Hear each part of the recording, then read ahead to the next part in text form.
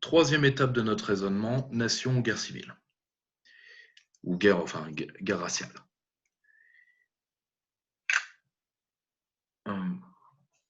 À titre personnel,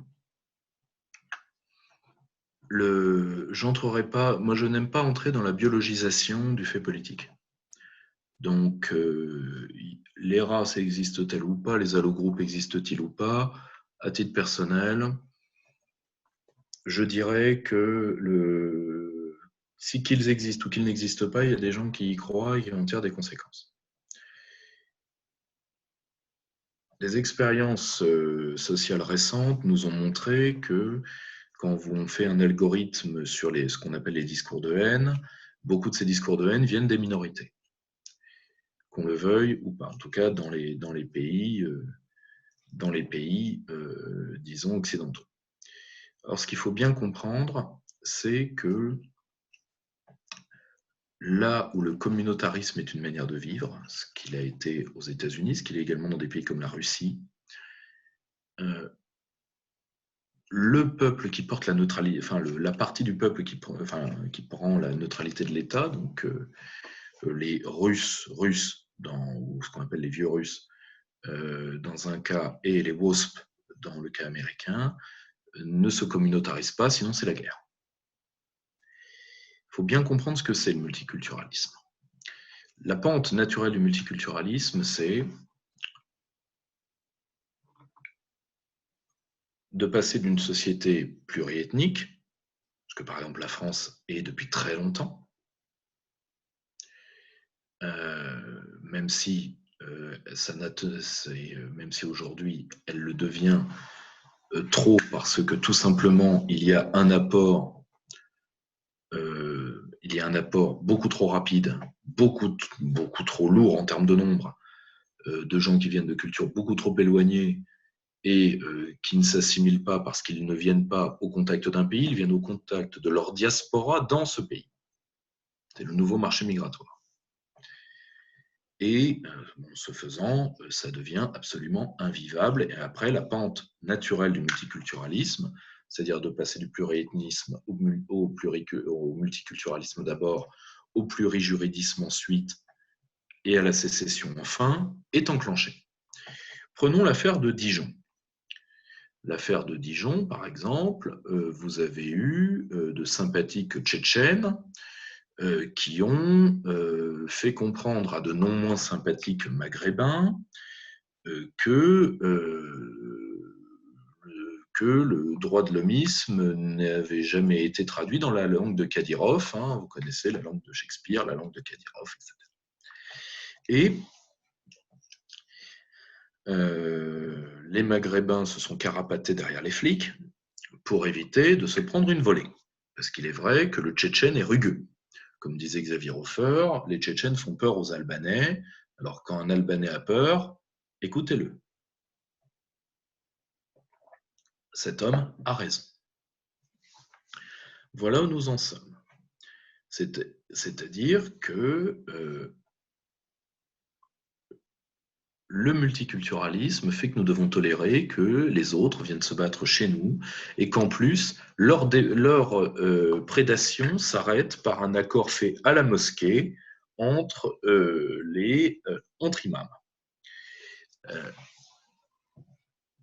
Là, ça veut dire que la pente de sécession entière ou de partition des parts du territoire est déjà très prononcée. À un moment, ces territoires devront être repris. C'est un peu le sens de l'article de Valeurs Actuelles qui a priori choqué beaucoup de gens, qui est de Manolo Valls. Manolo Valls revient et dit bon, la guerre raciale est au-dessus de la guerre sociale. Donc là, Manolo nous renoue avec son esprit profond, hein, ce qu'on appelle Manuel Valls White Spirit. Il faut quelques whites, quelques blancos, hein, je vous rappelle, belle image de la ville d'Évry. Et donc, Manuel Valls revient sur ce qui choque, a priori ce qui choque M. Mélenchon, qui s'est mis à patauger dans l'indigénisme auprès des collectifs, disons, délinquanto-pleurnichards.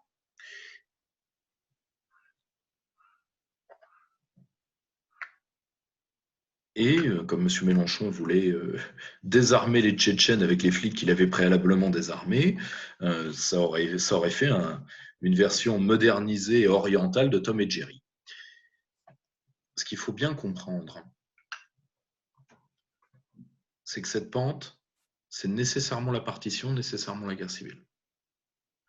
Alors, après, on peut idéaliser la guerre civile. On peut se dire, on va se la donner un coup. Alors évidemment, les IVA disent, mais nous, on va la gagner. Méfiez-vous quand même, parce que l'armée française, ça existe, ça se bat et ça sait se battre, et que tuer des femmes et des gosses, c'est facile, face à des mecs, c'est autre chose. Et surtout, l'option de on va se foutre sur la gueule, même si ce n'est pas tout à fait une guerre civile au sens propre, parce que c'est beaucoup plus une guerre intérieure, vu que ce sont des déracinés d'autres pays qui veulent venir se battre dans le nôtre.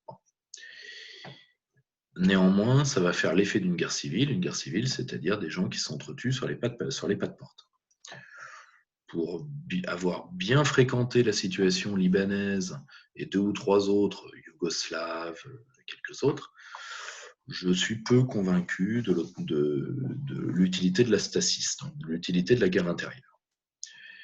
Je dis que ça doit avoir lieu, il faut la gagner, mais je dis, et c'est d'ailleurs le sens du numéro sur la stasis, ce que nous avions, Stasis pensait le chaos, qui était un numéro de Perspective Libre que nous avions publié.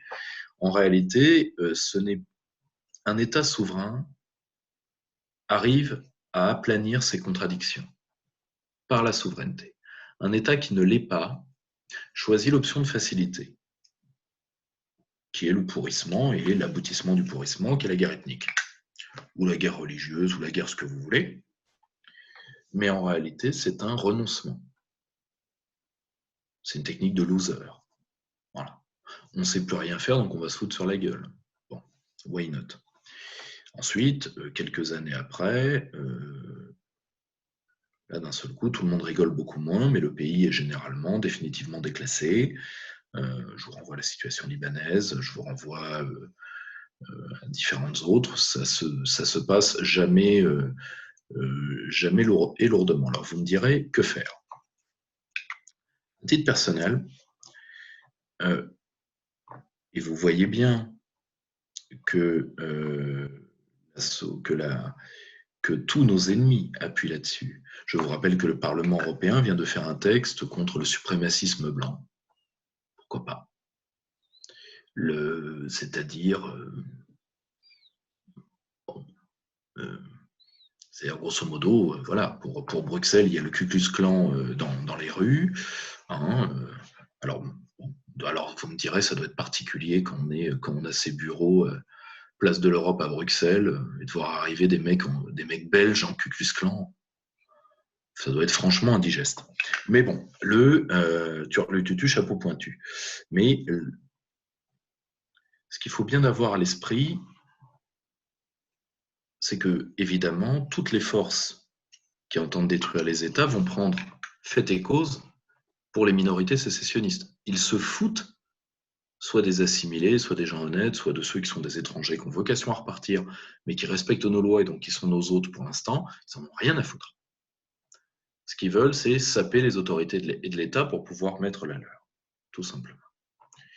Donc, il est tout à fait normal que Bruxelles prenne le pari de la décadence,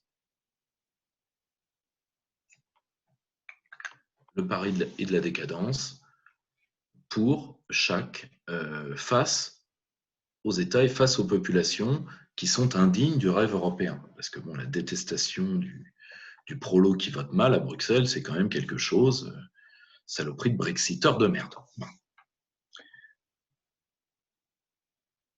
Il est donc tout à fait normal que la racaille d'en haut pousse la racaille d'en bas, sachant qu'elle ne fera pas la guerre. Elle va se carapater, c'est ce qu'elle sait faire le mieux. Alors, quel choix pour nous? Le choix, c'est très simple. Le multiculturalisme est aidé par les affluents juridiques de notre colonisation. Aujourd'hui, les juristes se rendent enfin compte que l'État français n'est plus souverain. Je vois par exemple un excellent texte d'un grand génie du droit actuel qu'Olivier Beau, qui est sorti sur cette question il y a quelques jours. Les juristes avouent enfin qu'on a détruit l'État, et donc on va voir revenir ce contre quoi on a fait les États. Les séditieux, les escrocs, les terroristes, enfin les fanatiques religieux, les virus, on va voir revenir tout le monde. Bon, c'était Chesterton qui disait avant de retirer une barrière, demande-toi pourquoi l'ancien propriétaire l'a mis. Et ben là, on va réapprendre on va devoir réapprendre, à mon avis douloureusement, que le politique a partie liée avec la mort. Et qu'il est une conjuration et un éloignement de la mort. Là, sans, à mon avis, ça va être si nous continuons comme ça va être un pourrissement lent, mais ça va être un pourrissement mortifère pour une partie de notre société. Donc là, nous n'avons pas le choix. C'est l'option de la souveraineté. Ce sera dur. Le coup de pied au fond de la piscine va être brutal, mais la vie est brutale. S'endormir en attendant que la mort vienne vous chercher, quelque chose de facile. Et quelque chose qui peut s'avérer plus doux que l'épreuve de vivre. Mais voilà, nous n'avons pas le choix. Il faut aller vers cette épreuve de vie et reprendre une partie de notre destin. Et c'est d'ailleurs l'un des buts de s'engager, de s'orienter vers des bases locales de résistance, parce que la guerre sera longue avant la reprise du pouvoir, mais nous sommes le camp des politiques, le fameux camp de Jean Bodin, celui qui a contribué à conjurer les guerres de religion qui ont affaibli notre sol et qui ont affaibli notre terre. Et nous n'allons pas revoir, disons, des séditieux halogènes utilisés par nos séditieux à nous, parce que là encore, c'est un point commun qu'ont la France et les États-Unis. Nous en avons deux dans cette crise. Nous n'avons pas du tout les mêmes histoires. Nous allons y revenir face à ces problèmes de minorité, mais nous avons deux points communs. Premièrement, comment arrêter, si vous voulez, comment arrêter ce que j'appellerais la haine anti-blanche qui n'a absolument aucune raison d'être, et tout simplement parce que à un moment, la mécanique de la haine doit s'arrêter parce qu'on ne fait pas éternellement payer à des gens innocents les fautes putatives en plus de leur père. J'y reviendrai dans la version historique. À titre personnel, je suis d'accord avec des gens comme Génération Identitaire d'avoir souligné qu'il y avait également un racisme anti-blanc. C'est malheureusement assez évident, d'ailleurs à peu près, je connais très peu de gens qui ne l'ont pas subi ou qui ne l'ont pas vécu, et de l'autre côté, de voir, je pense qu'il faut revitaliser une part d'héritage.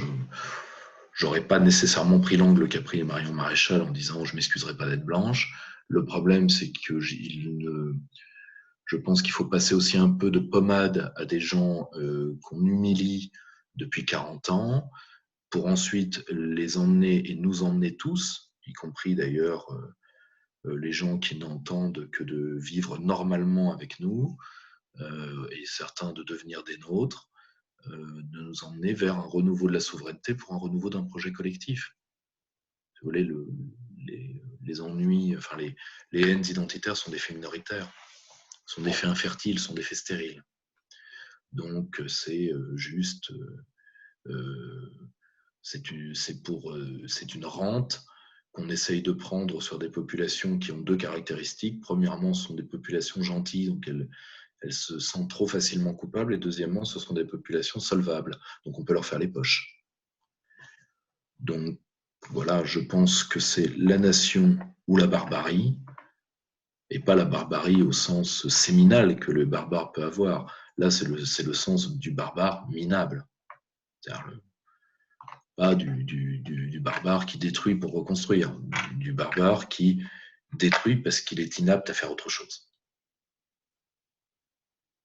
Et ce sont de tout petits barbares, mais dans l'état de faiblesse que l'impolitique fait régner sur notre peuple, ces petites gouttes d'eau saumâtre pourraient être celles qui font déborder le vase. Abonnez-vous à la chaîne, n'oubliez pas la cloche.